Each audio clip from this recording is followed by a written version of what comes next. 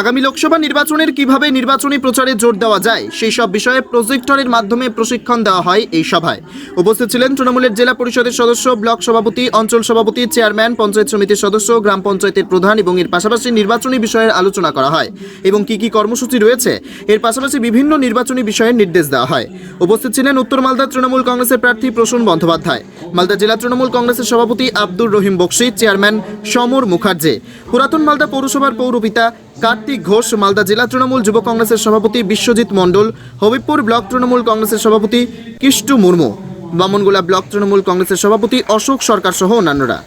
এই যে door to door ক্যাম্পেইনকে successful করার জন্য এতটা এফোর্ট দেওয়া হয়েছে বা এত সুন্দর করে প্ল্যানিং করা হয়েছে, সেটা আপনারা বুঝতে পেরেছেন যে এর পিছনে অনেকটা একটা সুন্দর পরিকল্পনা এবং রূপায়ণের বিষয়টা রয়েছে। সুতরাং আমি আশা করব যে আপনারা সকলেই এই পরিকল্পনাকে যেভাবে প্রেজেন্টেশনটা দেখানো হয়েছে সেটাকে আপনারা ঠিকমতো দেখাবেন এবং যেভাবে আপনাদের দলপক্ষে বলা হয়েছে সেটাকে ফলো করবেন। প্রতিহিংসামূলক আচরণ করেছে, আমাদেরকে বঞ্চিত করেছে।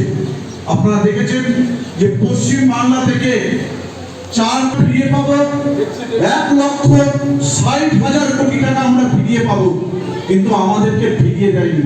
বাংলার প্রতি আমাদেরকে লড়াই।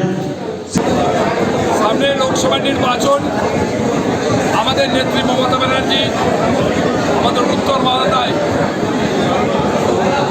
আমাদের তৃণমূল কংগ্রেসের প্রার্থী প্রসূন বন্দ্যোপাধ্যায়কে মনোনীত করেছেন।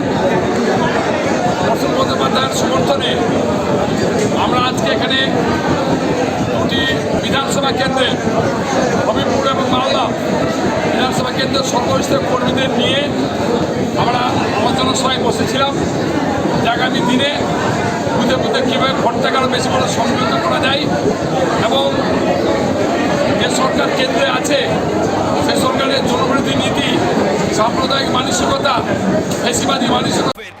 Wicked Unleashed. That's wicked. On the cut to the curb. So wicked. Take what you deserve. It's wicked. EBS Raider. Unleash your wicked.